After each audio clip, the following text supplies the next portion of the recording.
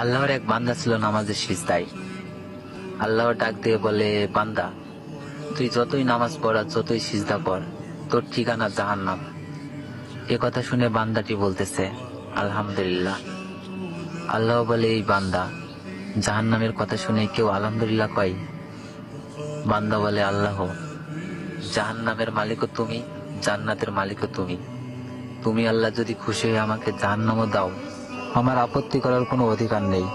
আল্লাহ বলতেছে, বান্দা, জাহান্নামে গেলে তুই পুড়ে যাবি, তোর কষ্ট হবে। বান্দা বলতেছে, আল্লাহ, কষ্ট শুধু আমার হবে না, তোমারও হবে। আল্লাহ বলে, বান্দা, তুই পড়বি জাহান্নামে, আমার কষ্ট কেন হবে?